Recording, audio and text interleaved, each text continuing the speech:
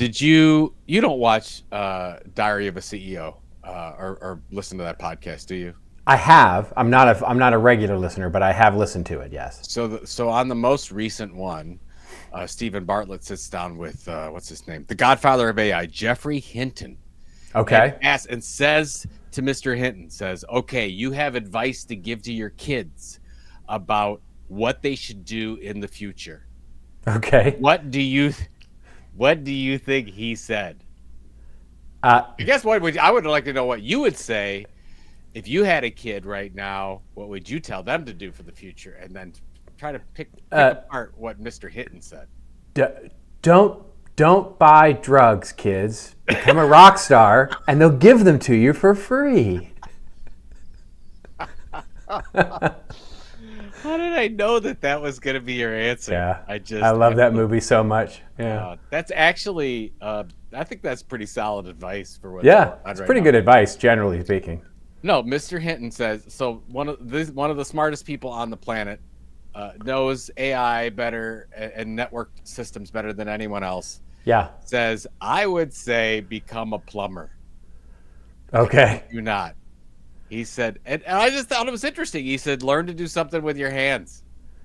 Yeah. Well, there's something to that, right? Becoming a farmer, a plumber, a gardener. I often have these fantasies as I drive to the airport to go off to some client, like I am now. Like I'm literally, and I have these fantasies as I'm driving to the airport, and I see the landscapers out there mowing the lawn and planting a tree and planting flowers. I'm like, man, that's a good career move for me. I think I'm going to get some sheep and tend to them. I like it. Baba Pulizzi. Next.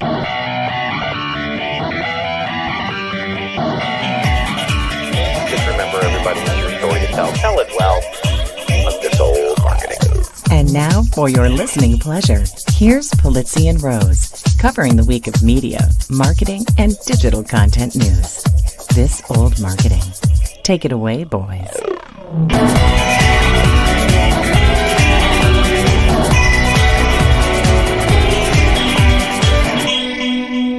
Well, hello, friends. Welcome to This Old Marketing, proudly brought to you by the HubSpot Podcast Network, the audio destination for business professionals. And I'm Robert Rose, and as you can see, I'm on the road this week.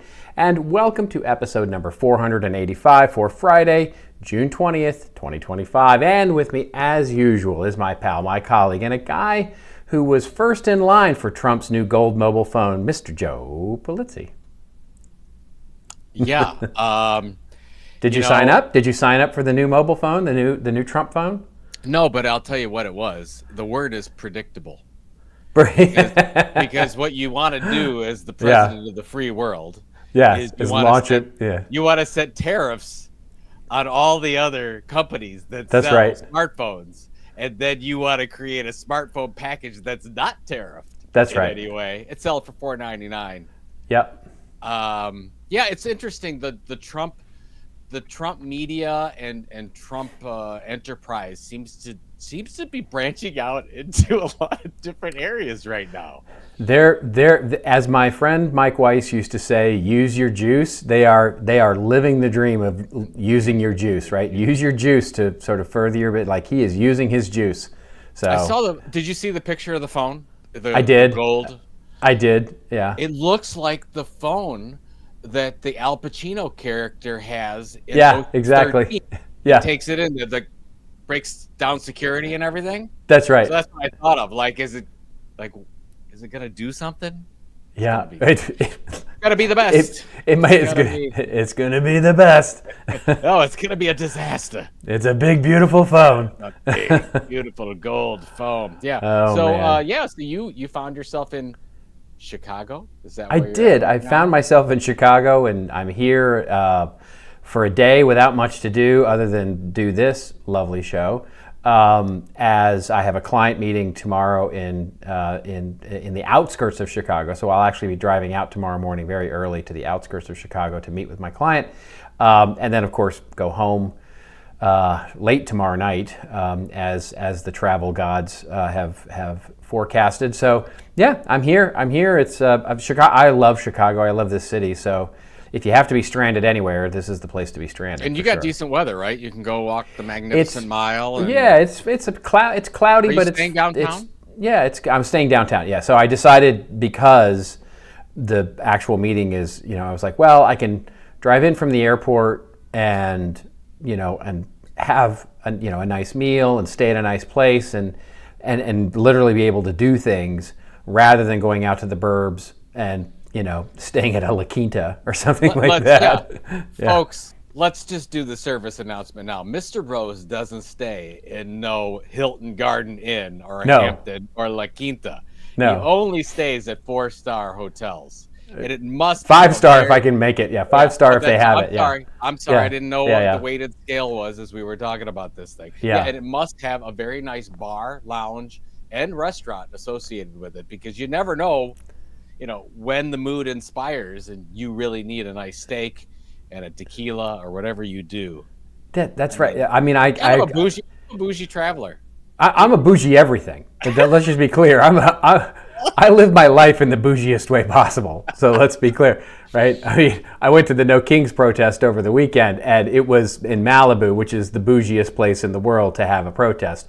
It was lovely, by the way, and still beautiful and fierce and all that kind of stuff. What's your? Now I know that it was different in Malibu than we saw in all the other cities, but what was your take? Do you have a take? Do you want to share a take? My take is that it was more celebratory than anything else, right? People were cheering and hooting and hollering, and there was music and there was really great coffee, and so there was that.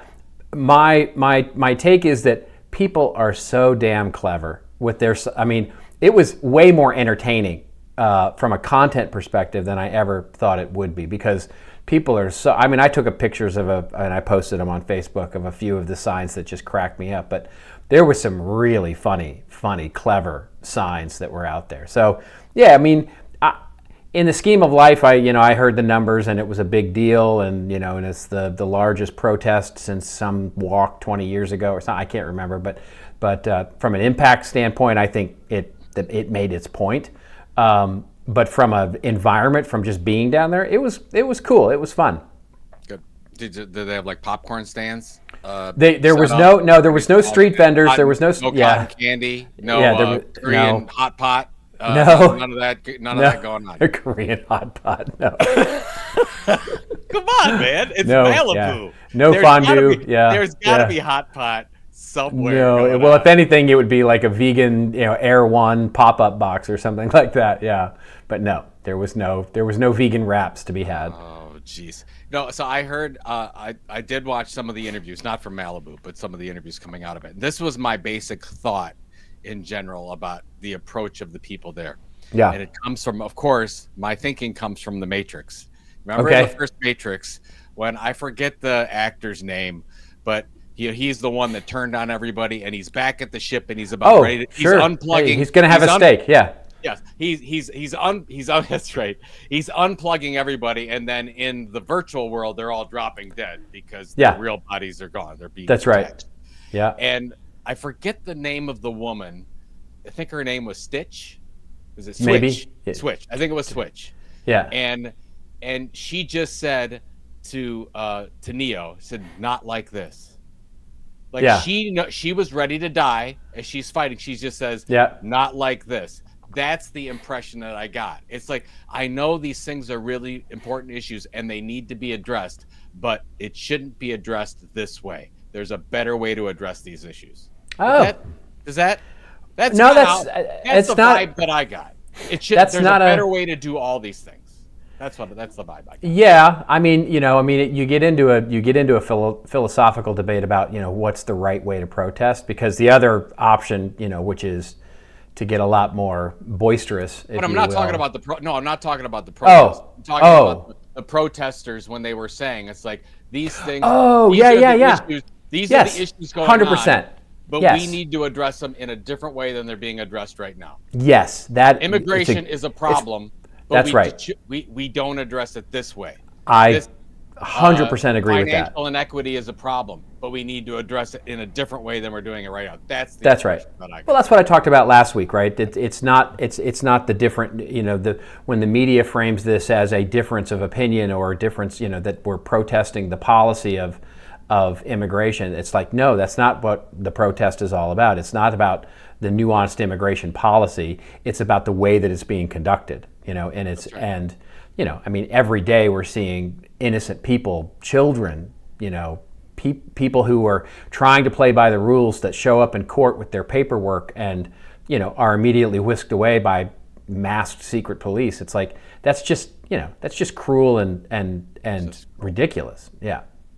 We need to be better than that. We need to be better than that is exactly right. Actually, I saw a really interesting, Arnold Schwarzenegger's going to be giving a speech at Mount Vernon on July 4th. Okay. The 250th anniversary. That's a sentence I never thought. They brought in an immigrant. He's an immigrant. Yeah. He was talking about the wonderful parts about being an immigrant, and they are swearing in citizens at that. There's like 7,000 people at Mount Vernon, and they're going to do a swearing in for people that have followed the process, gone through, and they're going to become citizens. They better do it quick. They might have a bunch of ICE agents show up, and maybe July 1st is the new July 4th. I don't know. Well, we'll see. Anyways, we got a jam-packed show, and you're short on time. I'm short on time. Yeah. We do have a wonderful show. We are going to very quickly go through it. Basically, we're going to start with kind of three stories mashed together here because they all basically say the same thing, which is that the creator, content, entrepreneur sort of economy is booming. Neiman Lab is out with a new report that social media revenue, viewership, et cetera, has now surpassed TV. WPP, the giant holding company of advertising agencies, of course, has come out and said that creator revenue is now more than traditional media revenue. And the buzz of this week, because of course the Cannes Lions Film Festival, but there's also the marketing side and advertising side. This week is happening, of course, in the lovely Cannes, France, or Cannes. I think it's Cannes, France. Is it pronounced? I always say Cannes. It's Cannes. Yeah. No, it's Cannes, I believe. I believe. Anyway, the buzz is that agencies are now starting to get into this whole thing, becoming content creators as well, getting themselves into the entertainment business. I remember sometime we called that brand. Anyway, and we'll get onto all of that. Then after the break, of course, then we will get into, if we have time, a little bit about Taboola, because they have launched a Gen AI search called Deeper Dive, and Meta, well, it's now adding ads to WhatsApp. So get ready. We knew it. We called it. Of course, of course it's coming. Of course it's coming. We'll get to our winners and losers, where I will point to the winner of Terry Moran, the reporter who was unceremoniously let go from ABC after calling the Trump administration and especially some of the Trump administration haters. He has now launched a Substack, so he has very quickly started to monetize his audience. And Joe will actually talk a little bit about the same thing, about journalists and that new business model of what's going on there. And then we'll get to our Rants and Raves, where I'm going to go off a little bit on answer engine optimization. I've done it before, and I'm going to do it again. And Joe's going to have commentary on the Genius Act. So all sort of very important. Here we go. Very important stuff. Maybe the most important story of this show is going to be at the end. Very end. You got to stick around. I'm really building it up. Okay. You got to stick around then. Yeah. Yeah. Got to stick around. Thanks, yeah. Thanks, Mick. I've been watching, God, what is it? The British Gangsters. Blanking on the name. I'll think of it. No. It's the British. It's the old show. I'm having Chicago brain farts right now. But anyway, right. It's all yeah. Social media creators, yeah. All right. We're gonna go to our first story here, which is a really good one. As I said, we're gonna combine a few of these together. The first one we'll put up is Neiman Lab. So Neiman Lab has come out with a story, and the headline is, for the first time, social media overtakes TV as America's top news source.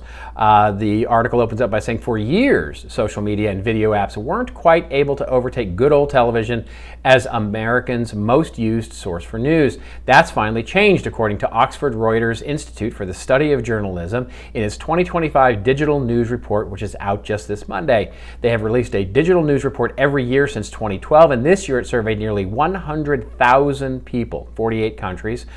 New this year was Serbia. For some reason, they felt the need to call that out, but whatever.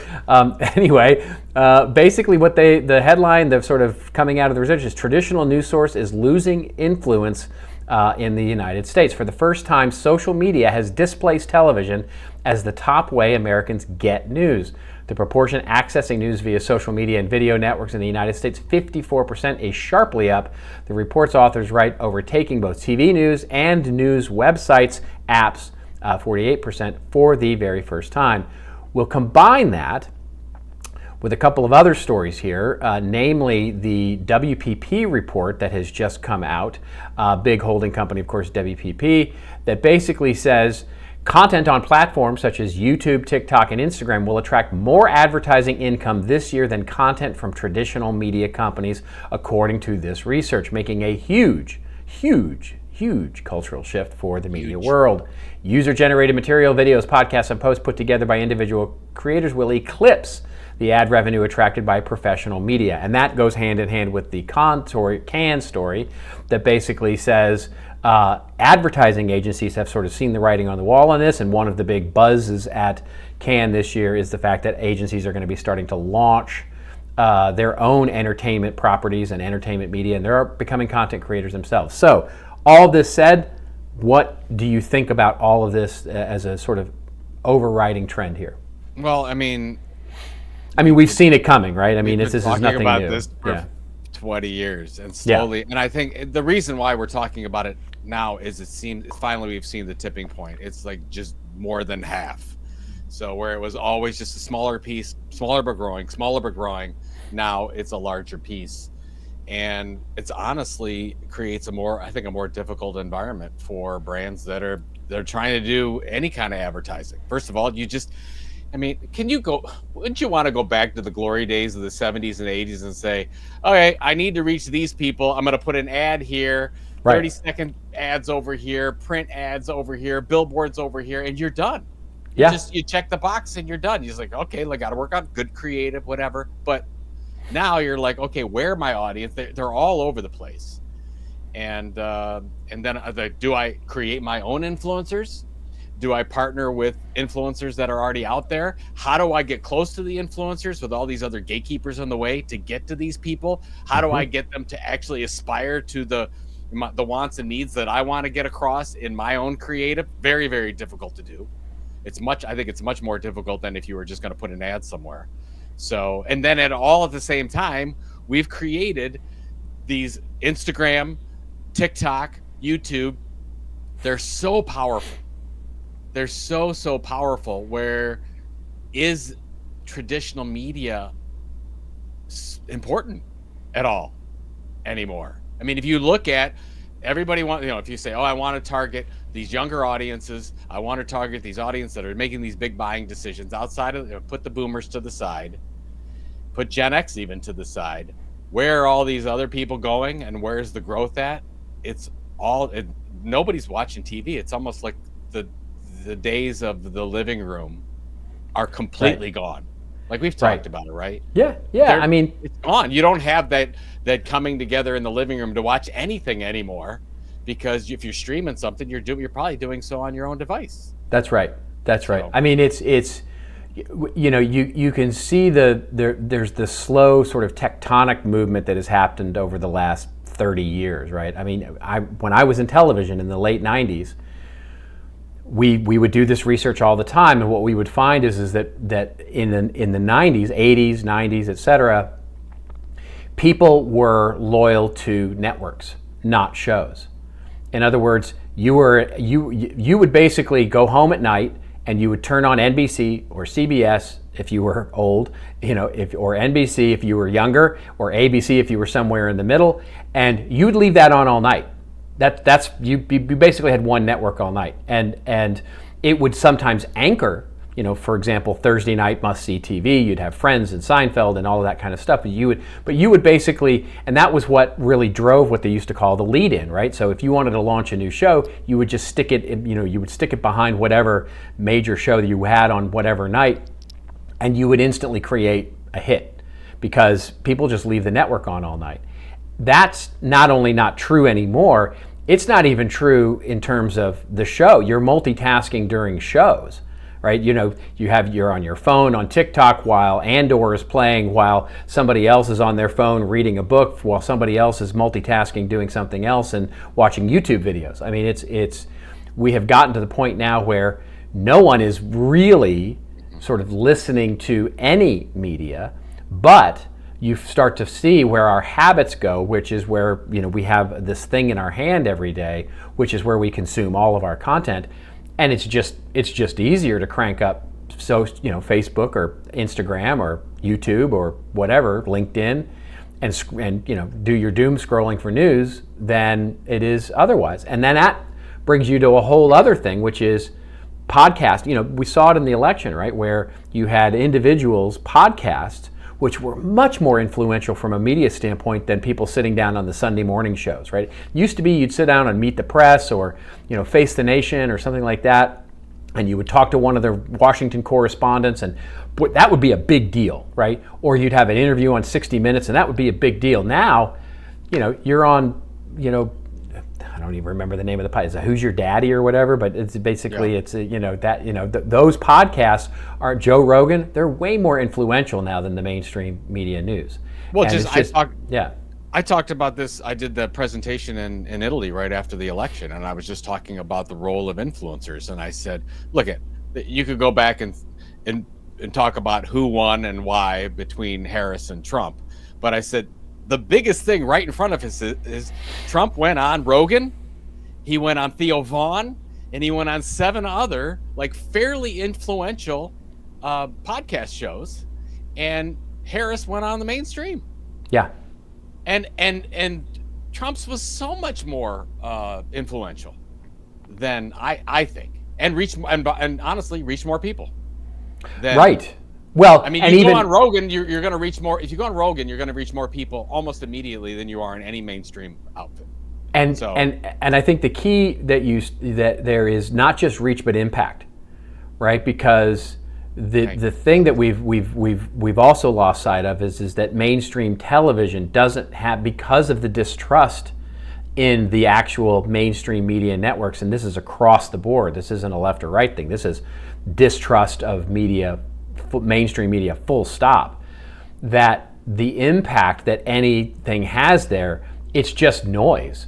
But on a podcast where it's a trusted influencer, much to the dismay of many probably, but like a Joe Rogan or another podcast host or somebody else, now you're in a much greater and more powerful position to create the impact you want to create on that audience. Not only the reach, but its impact too. I want to call it, I just took a couple notes on some of these stats in the Neiman article, which is in the show notes. You should check it out. It really talks about the problem with ongoing confirmation bias. You have people that are just keep going down their rabbit holes and rabbit holes. Of course, yeah. And that's where I was talking with somebody recently, and they were wondering how somebody could believe a certain thing. And I said, they're not getting the information you're getting, and you're not getting in the information they're getting. You're getting completely separate takes. So you can't be mad because we're not all reading the same newspaper or watching Walter Cronkite at night. So it's much different. The other thing is, it talks about this use of chatbots. 15% of Americans under 25 are already using AI tools like ChatGPT and Google Gemini for news, compared to 7% across the general. That's already way higher than I thought it was going to be. So I think that's really important to see what's going on. You've got social media, obviously greater than television. We saw that. These influencer-driven personalization opportunities with our different audiences are really difficult. We just talked about that with the brands. A lot of misinformation opportunities out there. And maybe the biggest thing that I wanted to get your take in is in the Neiman article, they just really talked about this strong movement away from the written word to what we watch and what we listen. Yep. It just seems to be, and I'm the first one that I'm like, hey, books, newsletters, and I still am a huge believer, and I would never say if anybody feels like that's their creative calling to do the written word, I'm like, great, go. There's opportunities everywhere, but you cannot deny the fact that people are just getting almost all their, not saying almost all, a preponderance of their news and information and entertainment from video / podcasts. Of course, it's TikTok. We've all been TikToked, right? I mean, it's TikTok is driving a cultural wave of the way that young people are consuming media. There's no doubt about it. YouTube has a contribution factor here as well, but you can see it in everything, right? From, how frustrating is it now for you? And I mean this, because of our age, literally. But how frustrating is it? You're looking for a how-to on something. You're trying to figure out how to change out the thing on your sink, or you're trying to change out a washer on your washer dryer or something like that. There's inevitably a YouTube video for it. Sure. And when you go Google search that, that's what comes up. It's like, no, I just want the instructions. Like, just give me the 5 instructions in the written word, and you can't find it hardly anymore because it's all being done in video. And by the way, you go watch that video, and the first 5 to 10 minutes of, well, the history of the washer of your dryer is this, and it came from the Dutch, and then basically it's, washer is Dutch for basically screw, and it's like you're going to have to listen to all that stuff before you get to the 5 minutes in, because they need to monetize that video. And basically then you finally get, you're 7 minutes in, you're like, okay, finally getting to the instruction. It's like, step 1, unbox your screw. It's like, no, please just get to the point. And so that's what AI is. That's what AI is for. Exactly. Even the commercials are saying it. Like, that's right. I go right into ChatGPT and I say, hey, give me the 5 steps, walk me step by step through it. Yep. And done. Scraping somebody else's content, taking it. Which, again, that's lawsuits be damned. That'll happen later. Doesn't matter. Right. Well, do you have a big takeaway from all this? I mean, is there a prescription? I'll talk I'm gonna talk a little bit about it when I do my rant and a bit on AI optimization. But the big takeaway is that you've got to figure out a way as either a content creator or a brand in your marketing to extend your footprint into social media, into your partners, into third-party publishers. That is the new strategy, right? Is as big a footprint as you can absolutely create, because that is the way you will be consumed and found. And I was having a conversation with a few people. I posted my 500th episode of Content Inc. I posted some notes on LinkedIn, and I was just talking about how, if I had to do it over again, what would I do different now? Yeah. And I was honest. I said, I think depending on the goals, I mean, what was my goal with this whole thing? If I want to sell books and I want to have newsletter subscriptions, I probably would not do a podcast. I'd probably cut the show up into 10 mini videos and put them off on all the platforms, as much as I hate that. Because I'm like, don't do that. But I probably would put them on TikTok and have YouTube Shorts and put them on Instagram and Facebook, and I would have that as sort of my ground cover to drive interest and findability into the things that I can control, which would be your newsletter, or maybe your whether you have a membership or a community, and then book sales, those types of things. And I hate saying that, but it almost seems like that's the game we're playing. So. Indeed. Well, and I think you're going to see a trend in that direction, which is going to include, so for the last, let's call it 7 or 8 years, the idea of guest posting, right? Going out to other blogs, other websites, other partners, publishing partners, has seemed a little like, I don't want to do that. I would rather blog on my own. I think you're going to see a resurgence of an interest in guest posting, because getting my name out, my content, my footprint out on all those partners that may be cited by AI, that's the way I'm going to get. That's the way I'm going to get found. So just think about how you search. So you're talking about TikTok, and I'm not on TikTok, but I see this in YouTube Shorts and I see it on Facebook. So I was out the other day. I literally listened to a little Jay Shetty 10-second post. And so it was him from his show.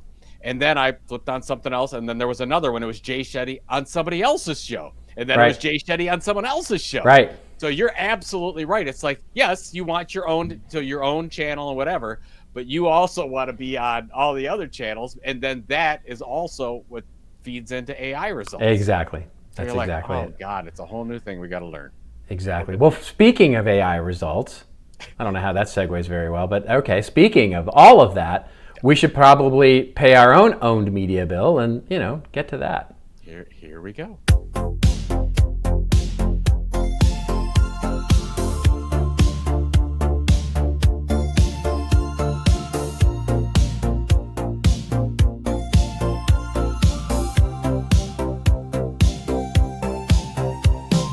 Lights on, mics hot, we're ready to fly. Talking tech, life, and the marketing guy. We got takes that are fresh, jokes that land. But turns out hosting costs $1,000. So now we're rolling promos, smooth like vintage Romos. You hear that sponsor jingle? That's Rent, my friend, and Pringles. We got an ad in the shell and a dream we can sell. We're not sellouts, we're self-made, so chill. If the tune makes you dance while we monetize chance, then you're welcome. We're paying the bills, yeah, we're paying the bills. Hey, marketers, strategists, future builders, are you ready for what's next? Yeah, HubSpot's Inbound 2025 is landing at the Moscone Center in San Francisco this September 3rd to the 5th. It's not just another conference, it's the gathering of the brightest minds in marketing, sales, and AI. Think Amy Poehler, Dario Amodei, Sean Evans, Glennon Doyle, all of them in one place. You're going to experience keynote moments, product reveals, immersive workshops, and tactical breakouts that actually move the needle. The kind of insight you take back to your team and use on Monday morning. It's smart, it's bold, and it's built for leaders like you. Head to inbound.com/register to claim your spot. Again, inbound.com/register, and we'll see you in San Francisco.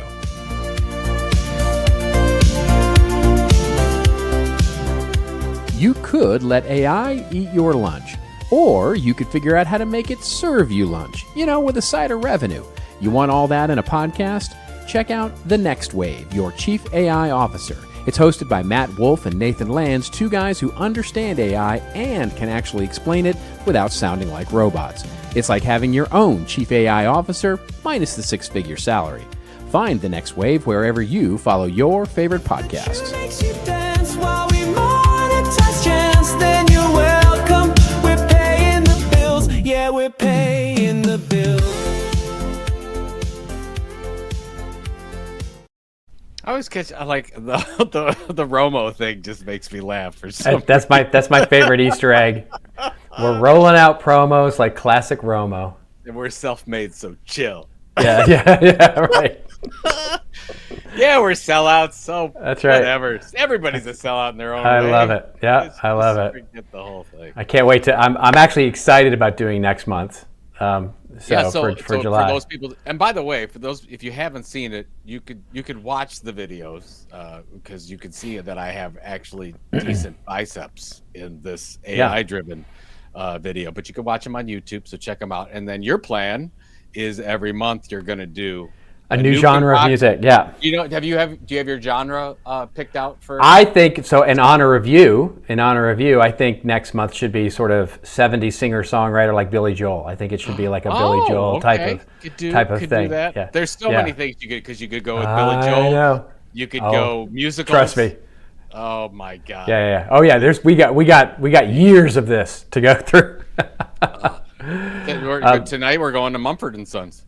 Oh, so, beautiful! Oh, that's good. Oh, Mumford & Sons is good. We're doing all the things. I all genres of music. I've been into a lot of Southern rock lately. Nice. The little Marshall Tucker band. Oh, there you go. That's like Yeah, I was just little ZZ Top, little not Stevie Ray. Stevie Ray. Now I haven't been on the ZZ Top thing, but I did. I need a better appreciation for earlier ZZ Top, because I think if you just look at the '80s ZZ Top, that's not Top, no, you don't know ZZ Top exactly. Now, and by the way, I would argue the same is a little bit true with Stevie Ray as well. I mean, Stevie Ray in the early days was so pure blues, Southern stuff. It's like he even got a little like jazzy toward as he sort of evolved. But there's some great there's great bands. Allman Brothers. Get into some Allman Brothers. So come on now. It's like I don't know why it took me so long. Doobie Brothers. Get into some classic Doobie Brothers. I could literally stay in a Michael McDonald Doobie Brothers mode for weeks. But I'm talking even because Michael McDonald sort of put his foot on the neck of everybody else after, I can't remember what his name was. So you're talking about pre Michael McDonald Doobie Brothers? It's not pre Michael. It's not. But he was there. Yeah. He was there, but he was just the keyboard player. I mean, so it was very Southern rock. It was there. China Grove. Those sort of days. Like all that stuff is China Grove. Maybe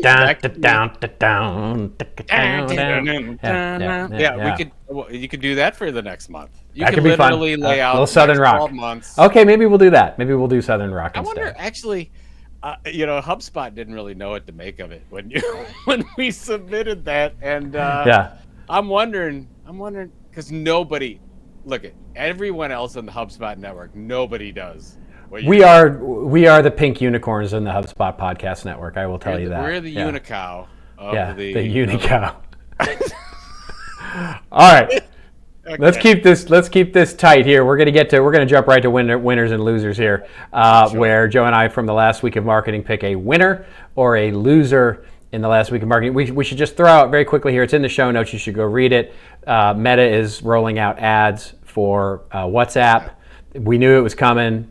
So there you go. I'm not a WhatsApp user, so I don't really give a crap, but there you go.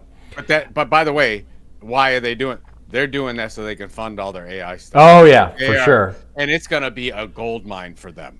Yeah, it is. It is going to be a gold mine. That much either. I only use it to talk to my international friends. There it is. That's really it. And just why the Europeans are all upset. But okay. But that's that. Let's get to our winners. So we have sort of a joint winner. You do yours this week. You do yours first, and I'll do mine first here. Yeah. So we will link to this in the show notes. It's coming from Axios, but basically there's a lot of people covering it.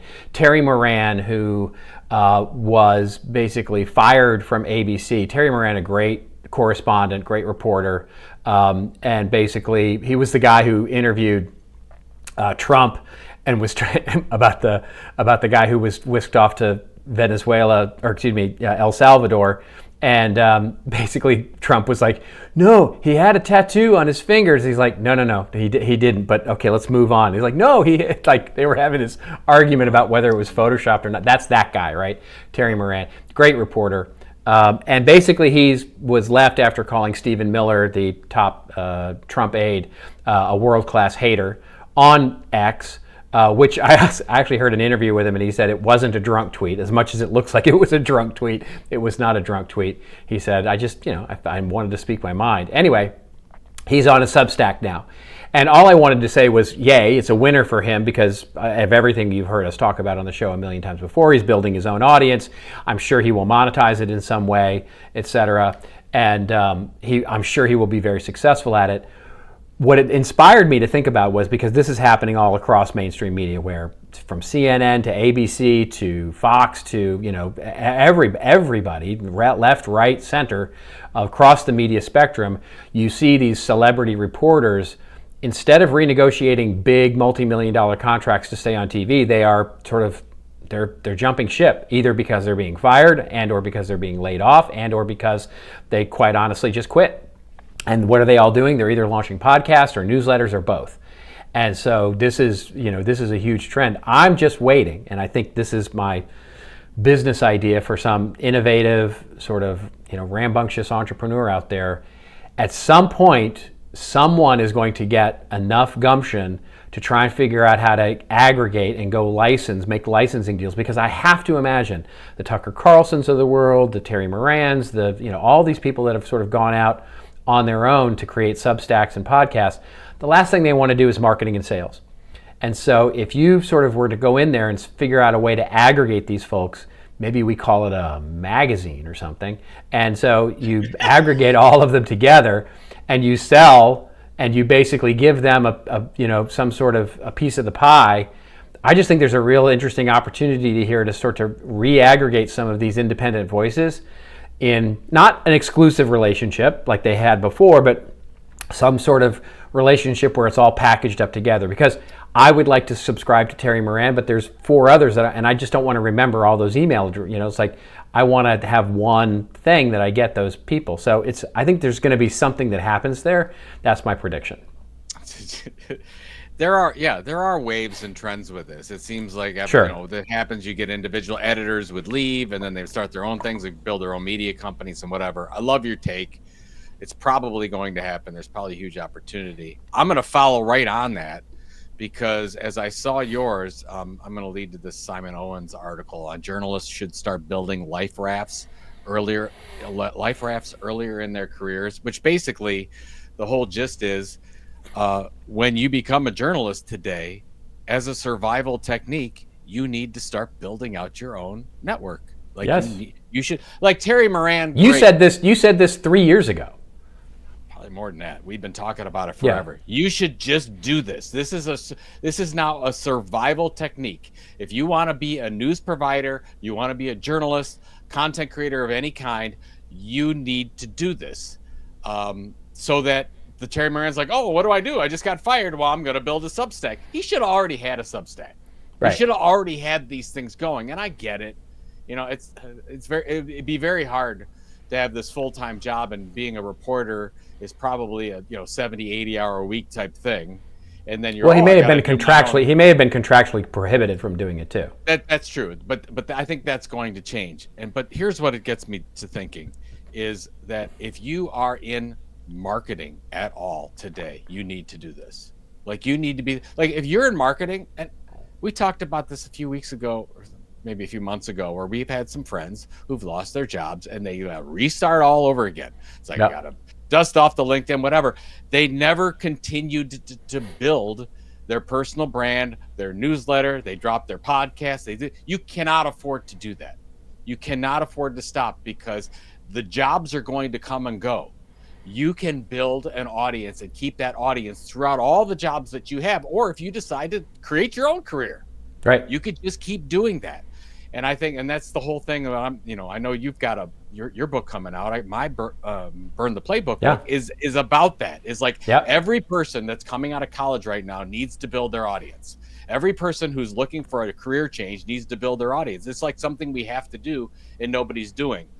So I think that Simon gets it. It's like journalists should be doing this all along, but it's not just journalists. I think it's everybody. But we're talking to marketers and creators. And honestly, shame on you if you're not thinking about doing it. Like you need to be, this is like really, really important. So you're not in a position where you're not needed anymore. Right. And it's done. So anyways. Yeah, it's good stuff. Yeah, no, exactly right. All right, let's get to our rants and raves, where Joe and I go off on a little bit of a rant or a little bit of a rave that makes us feel like we've got a Trump phone of our very own, or I'll just stop there. I think that's probably the best place to stop. You should get a Trump phone. You'd be making a statement. Hey, look, here's the thing. If it actually happens, because I'm not even sure it's actually going to happen, they announced it, but they don't have them. They're not available yet. But Robert, there's a picture of it. I saw it. Yeah. It's real. It'll be manufactured in China. Okay. And so, yeah. Okay, anyway, I will get one though. If I will get one. If only for the bit, I will totally get one. I forget the comedian's name, but he does that really good Donald Trump impression. And he said the key to doing Donald Trump well is to confidently mispronounce things. That's right. He was talking about Harry Potter. He was going through it. It says, there was this wizard. And his name was Harry Pooter. Yeah. from Hugwatz. Yeah. It's like you got it. You already. It's like oh my goodness gracious. Okay, I'm gonna go. You want to go first, or shall I go first, or what do you want to do? You go first, and I'll end with the Genius X. Okay. So I'm going to talk a little bit about my LinkedIn feed is filled with people urging about this AI search optimization stuff, and then I was sort of the tipping point for me, because it's there's so many tech pros out there sort of saying, you've got to be out there, you've got to be the answer, you've got to do this, you've got to jump on this, oh my god, it's like hair on fire, you've got to make sure that you're doing this. And what exactly is always the question, but nevertheless it's your hair is on fire. And then what sort of was the tipping point this week for me was Adobe came out and said that they have this new thing, this new metric that they're going to be doing, which is sort of the AI citation index score or something like that. Basically, how do you score in AI? And so, it just makes me want to rant a little bit, because when I think about this, right, when we think about answer engine optimization, let's call it that for a second, which is basically how do we optimize ourselves in the search, right, in the actual answer that is given in ChatGPT. And so the problem I have with that is that we are once again making the same mistake that we've made twice now, twice in the last 25 years.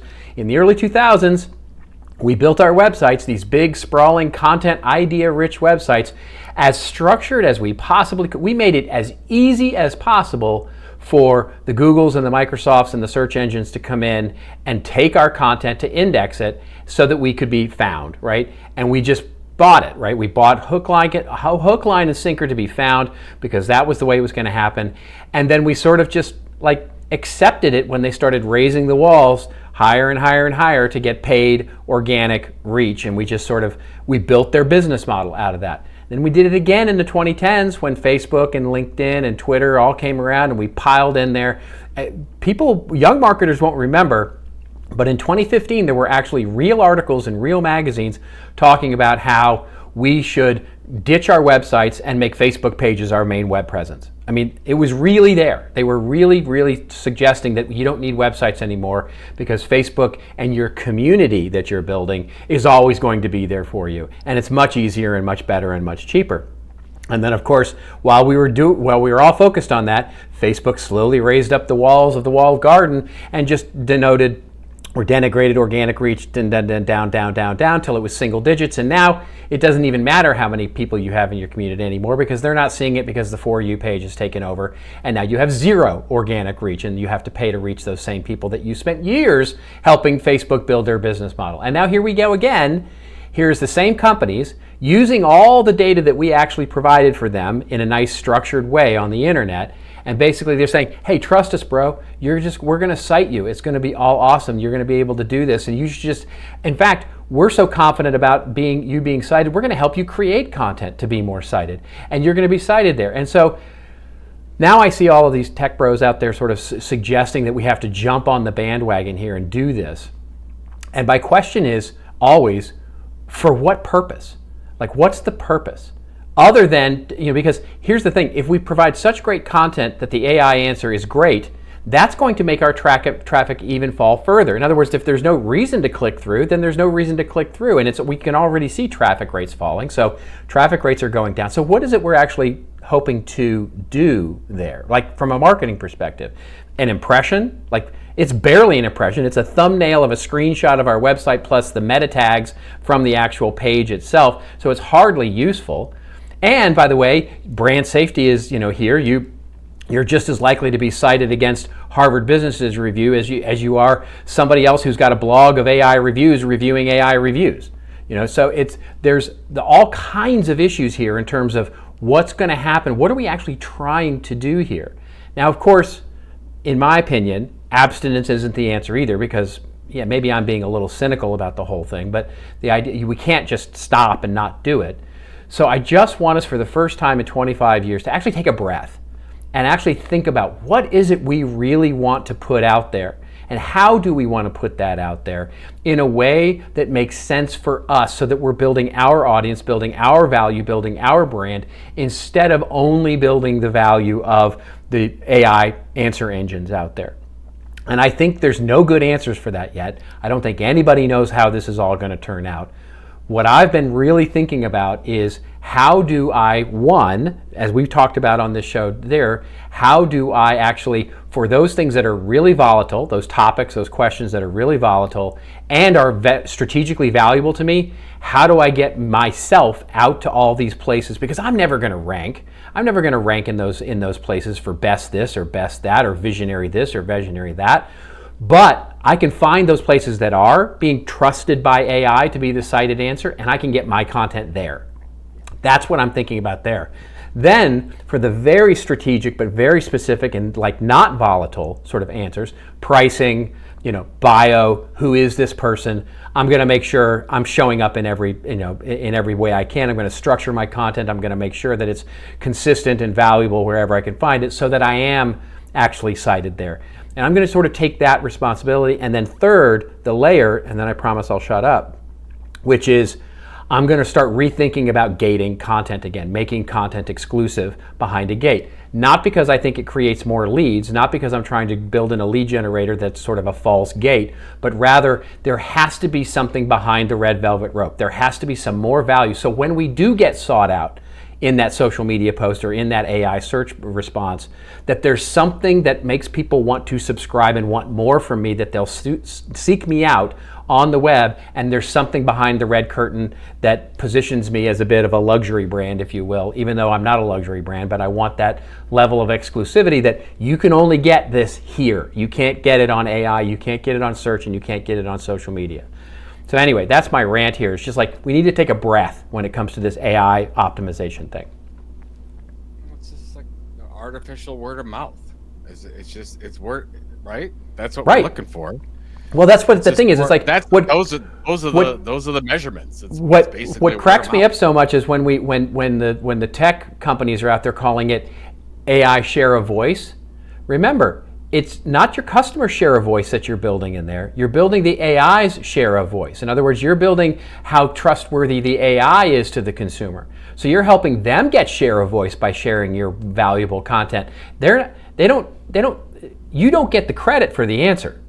You just don't. You're not going to get the credit for the answer. You shouldn't. So share of voice is actually completely ironic as sort of a way to think about this. This is not share of voice. It's not share of answer either, because you're in amongst 3-5 different options, and maybe yours is part of it. Maybe you get some unearned credit for an answer you didn't give, but you probably are going to get unearned, like you're not going to get credit for the great answer that you do have because you're going to be placed alongside some chucklehead who's selling AI insurance or something. But I don't know if you have to gate it. I think you really are. I mean, the way that I think about it is book, podcast, or newsletter.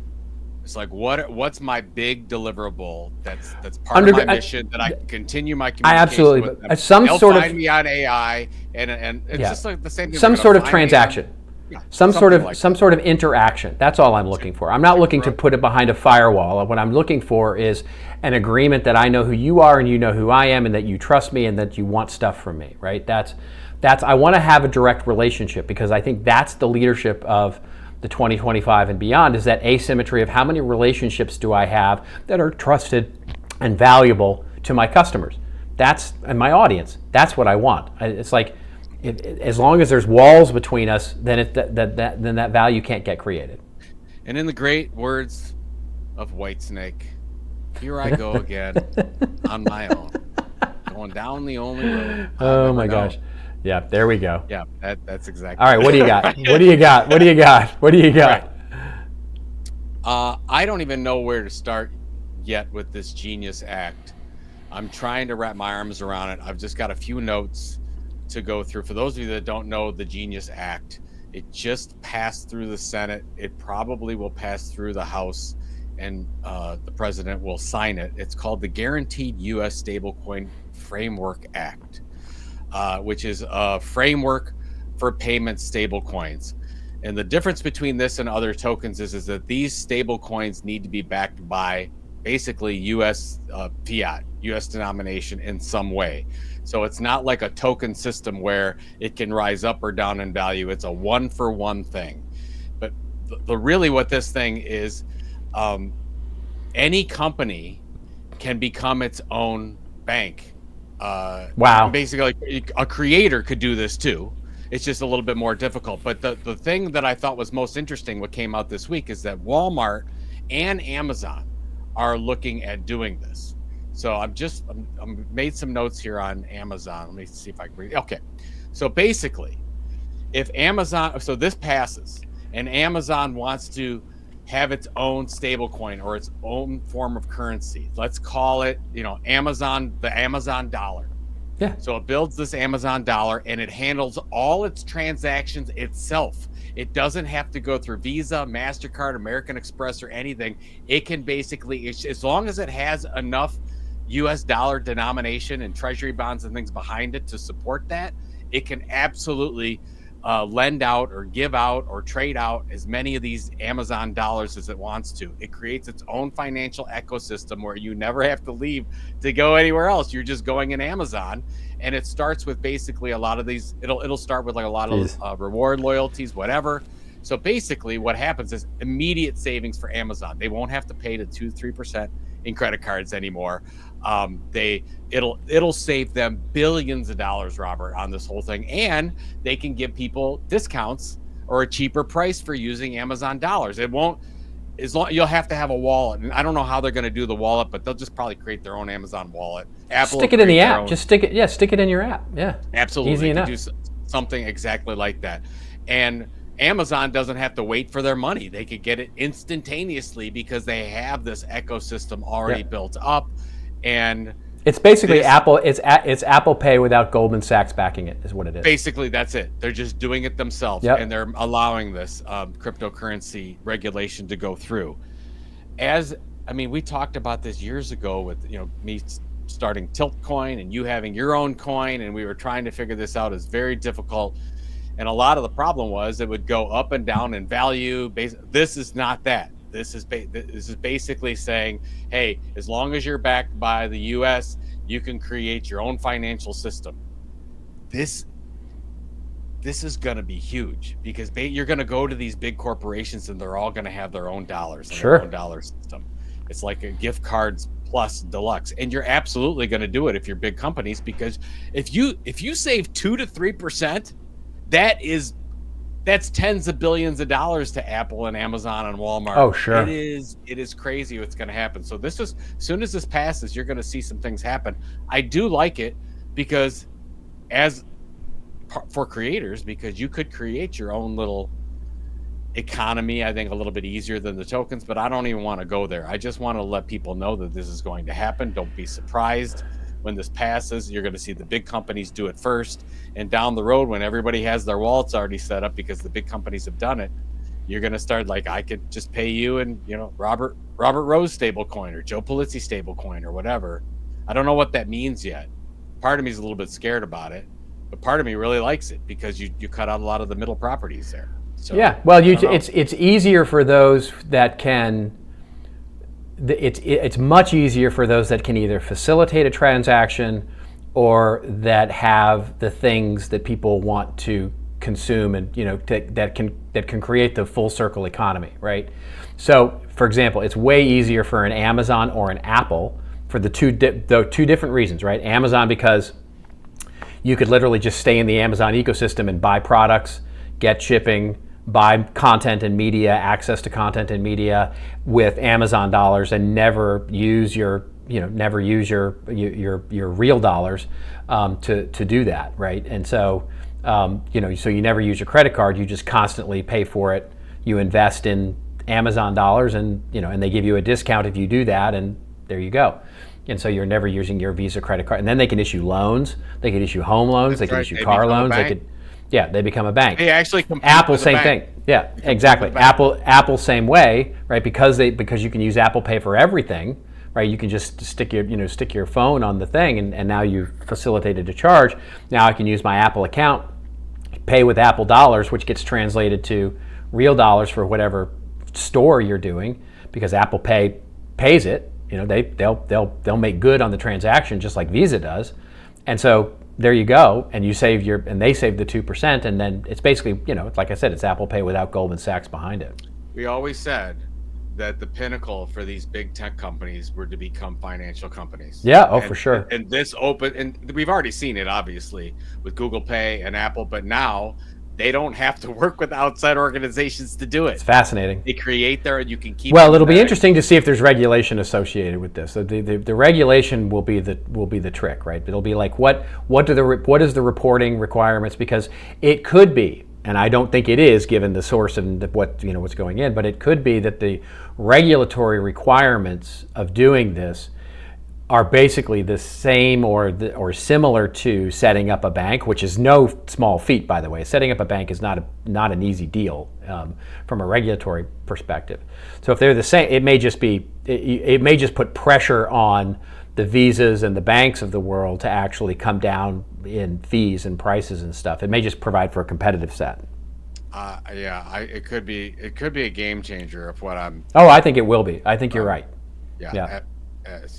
So, anyways, we'll put it in the show notes. I got 2 articles good stuff in the show notes. It's crazy. Good stuff. All right. So you're in Chicago. I'm in Chicago. You got big important Rose meetings. I will finish up. Yep, I will finish up this week and then go home and then and hit the weekend and do a little bit of a relaxation. How about you? We got lots of things going on. We got the concert tonight. We got a graduation party this weekend that we're hosting. Nice.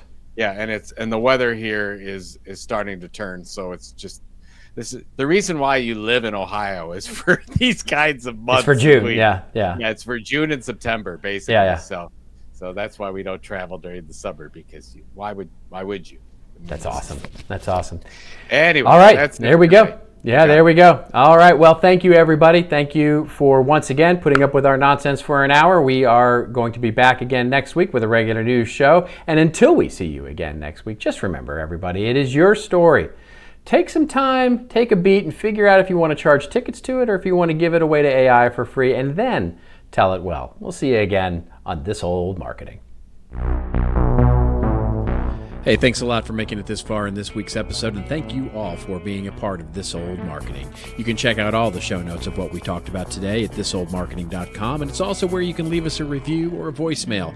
We need those reviews and comments on whichever platform you follow us on. And if you haven't followed the podcast, please go do that and make sure you catch the latest and greatest episodes every Friday morning. We're on Apple and Spotify and all your other favorite podcatchers, of course, but we'd love it if you went over and subscribed to us on YouTube. That's right, YouTube. youtube.com/@thisoldmarketing. We'll see you again next week, folks, with another episode of This Old Marketing.